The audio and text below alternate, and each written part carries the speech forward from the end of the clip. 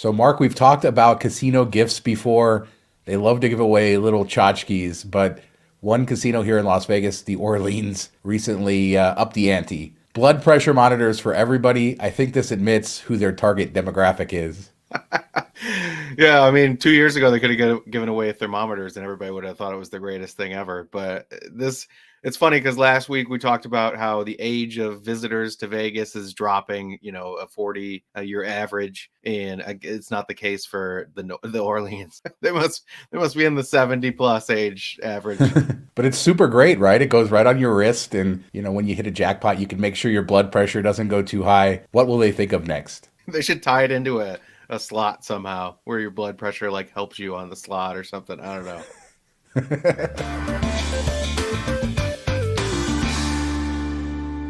So on the last show, Mark, we talked about the land sale of the Riviera and the new development that could potentially be there. And the Review Journal had an interesting article about the north end of the strip and how it's rebounding and sort of becoming the new hot center of the strip. And there's a lot of naysayers about that. There's a lot of people who don't think the North Strip will ever be able to compete with the Central and South Strip, the fully built out parts of the strip. And, it's interesting. There's some other stuff in this article, too, about the developers. We talked about how they built Harmon Corner and then the Project 63 on Harmon and Las Vegas Boulevard. They really are open to what they're going to do here. They could potentially be going for a casino, they say, could be shopping. They want some sort of outdoor experience. Again, only 10 acres, so we don't know what's going to go there. But do you buy the fact that the north end of the strip really is going to be the future of Las Vegas? I do. I think all of the money is going to go there, but a lot of people still rooting for MGM, Caesars, and all that stuff further south. Yeah, I'm not so sure just because it's not as walkable as the rest of the strip. You don't feel like you want to be up there and about and hopping around, and maybe it gets there, but I think that's a couple decades away before that's a reality. And I'd love to see it continue to grow out to where it gets to the Strat and even connects to like Arts District and everything. I think that would be really cool. That's kind of a desolate area, so somewhat right now. So I think it could be the future. I don't think I would put my money on it right now, but it definitely is a lot better than it was, 10, 15 years ago. You make a great point. There's a lot of like gaps in the, development there. But if we do see eventually a baseball stadium going into the festival ground site and Fontainebleau opens up, maybe that land, the All Net Arena eventually gets built or something gets built there. So Yeah, all okay. those pieces of land are, are going to be filled in. Win West, I would imagine somebody is going to develop that land, the old frontier site. So, the I guess the bones are there for it to happen, but you're right. It's going to take, a decade or more of development. It's going to take a lot of money. And, there's some big companies that own those casinos on the south end of the strip that are not going to stop investing. Although, we've seen some curious investments lately with buildings falling apart and stuff. But I don't know that it's going to be one versus the other. It's just maybe more of an expansion of Las Vegas as a destination. Growth is what they're looking for. We'll see. But Resorts World, what did they say? 84% occupancy last year. So they clearly are drawing people up there. Yeah, I think Fontainebleau will just add to that and get more people in the area. You already have, Wynn up that way. That is a mainstay for a lot of folks. So if you give them more options, like I feel like Wynn kind of had a honeypot for a bit there. People would come and they wouldn't really leave the resort because wasn't really super easy to get anywhere else. There's nothing else to do, so they just kind of were captive at Wynn, and now they're opening up things. So I wonder how that will play in their future, their timeline, if that will hurt them at all. But it's better for people that are visiting that area. For sure. So let us know what you guys think. Is the north end of the strip the future? Is it just going to be growth? Or are these properties going to struggle kind of more isolated than they are down in the south? Now, speaking of Resorts World, they rebranded their infinity pool to the Athena Infinity Ultra Pool. I got an email about this. I wasn't sure if it was new, but it does seem like it is. Previously, they did charge to get in there, and it was adults only. So I don't know what's changed, but the prices are pretty steep. To get a chair in this area, $150, a day bed, $400, all the way up to $2,000 for party bungalows. Did you notice in all the marketing and stuff that they always take the picture of the infinity pool at a very specific angle so that you can't see the dirt lot below it? Yeah, I mean, if infinity pool usually like looks at an ocean view or something really great, and this looks at dirt lot, and or whenever they have an event, and they're filling it in, that will be something to look at, I guess. It is a beautiful space. It's unfortunate that it Yeah, overlooks the dirt lot, but the pool itself, that area is really nice. it is. It's beautiful. $150 for a chair, though. I don't know. I mean, at least Circa Swim, Circa Stadium Swim, you can use it on drinks and stuff like that. Like it's a minimum so much so, and I just feel terrible. Like, okay, for a chair, like just to get in here seems I got well. This is terrible. Let me say.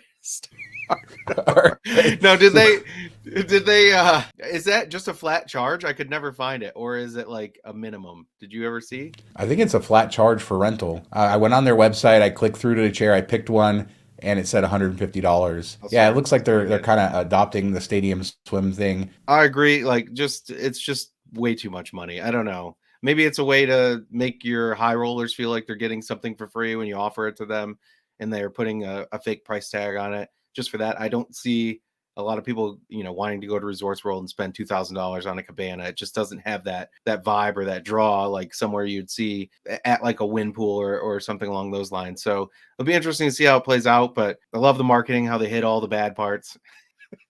Classic Vegas. All right, and let's move on to MGM. And we got some information from some of their executives and basically talking about conventions and how conventions are coming back in 2023. They did some talking about how the rates that a lot of these conventions were booked at for this year were lower because they were booked, during the pandemic when hotel rates were less. So they're not getting the kind of high rates that they've been used to, and how they expect that to change going forward, how conventions booked now are at a significantly higher rate. And basically just saying that the convention business is strengthened. It's pretty close to 2019 levels, not quite there. So another step forward. As much as people didn't think conventions were going to come back, all of the messaging seems to be that while not quite to 2019 levels, prices are higher for stuff they're booking now, and people are booking. People want to see each other in person. Yeah, and I wonder if Vegas is kind of, like a niche thing for this, or if conventions are coming back everywhere at this rate. I feel like Vegas kind of is like the first domino to fall for conventions to bring people back, and they're stealing it from other areas. So I wonder if this is a nationwide thing or just a Vegas thing. I mean, it's good to see. It's surprising to me. I didn't think it would be, to this level this quickly, but it's good to see. But room rates are just going to keep going up and up. If you're filling it with conventions now, the regular person's just going to get priced out. One other interesting thing from this article was they talked about an increase in premium players and premium customers across their regional brands. So they're drawing in higher end people. And, I guess that just fits in with everybody spending more money, not quite understanding where all this money is coming from, but they are saying it's noticeable that they have more premium people spending more money. So things looking pretty good, I think, for MGM. We didn't think otherwise, but yeah, and they're spending And billions of dollars on Japan as well. Another thing that came all out of the that. all the rich people got richer during the pandemic. That's where all the money is going. All right, let's not start getting everybody crazy in the comments. So let's move to something a little brighter. St. Patrick's Day, March Madness. This was a busy week in Las Vegas. The weekend rates, I was looking at like a hotel for my birthday last Thursday, and hotel rates were just insane. It was the first day of March Madness, plus, of course, the night before St. Patrick's Day, which fell on a Friday. And it was cool to see all around town. Vegas was busy, all the different St. Patrick's Day celebrations. All the sports books doing good. Stadium swim full, of course. So Vegas doing March Madness right. And I heard that Michigan State won. Yeah, that's why I'm still wearing the gear. Otherwise, it'd be in the closet somewhere. But no, we used to go every year for March Madness opening weekend. It was always a really good time. And I have to say, like, I was seeing stuff on Twitter and I missed it, texting my buddies, and they're all like, I kind of miss it. We should be there, especially now that, first time in a couple years that state's done well in the tournament. So, we're all kind of longing for that experience again. So I think we might put it on the docket for next year, maybe do second weekend and just hope they make it to the second weekend where it dies down a bit. First weekend is just always kind of crazy, man. It's definitely like the busiest weekend in Vegas that I've ever been. Yeah, and the timing with St. Patrick's Day happening on a weekend, it all just sort of converged in. And yeah, we saw crazy crowds everywhere, people on Fremont Street doing that. And you came across this, and we thought it'd be a good reminder to people for Stadium Swim. If you're ever planning on going to Circa and you don't want to pay the Circa prices, if you stay at the D or at Golden Gate, you also get access to Stadium Swim, which could be a good way, especially if you're on like a boys trip, not going to spend a lot of time in the room, don't want something as nice as Circa, but still want access to that.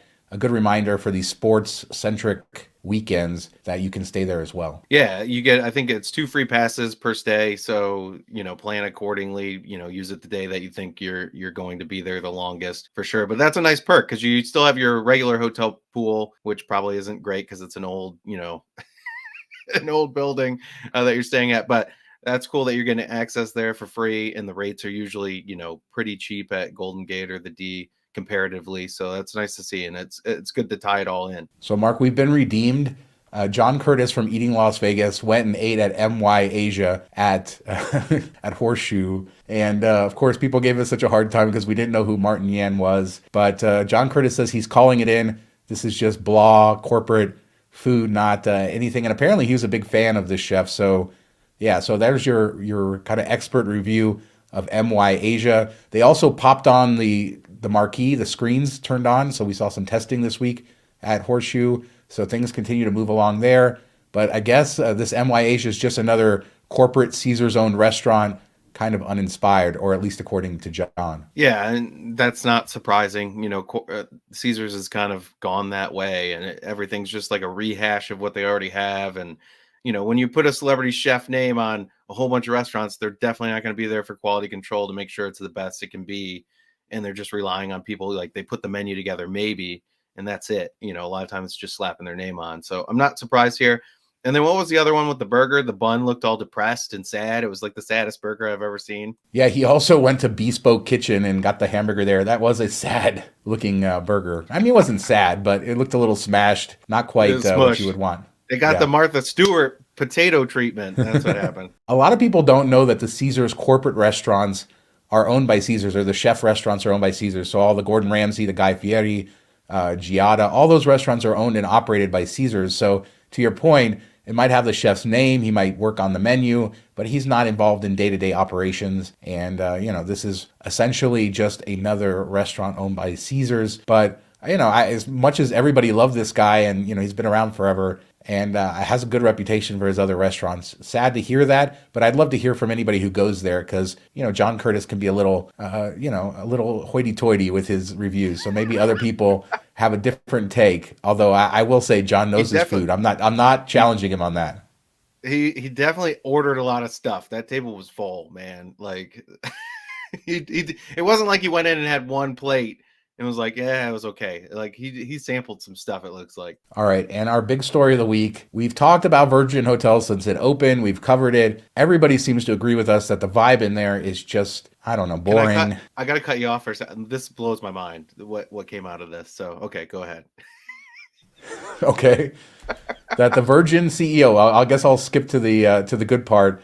The Virgin CEO, Richard Bosworth, is leaving. He's leaving Virgin at the end of March. He's an investor and a partner in the company that owns it. And it says he's going to stay on as an investor, but he is leaving the operations as the CEO of the hotel. And it was his idea to sort of bring in all these different brands and sort of the disconnected Hilton here and Mohegan Sun at the casino, different shop operators, even a different operator for the theater. Everything else, it doesn't seem to have worked. I guess maybe this is a sign that they're going to bring in somebody with some fresh ideas to try to turn this place around. Well, read down on the notes. Like the hotel occupancy is better than it was ever at Hard Rock. What? Yeah, that was definitely a takeaway as I saw that.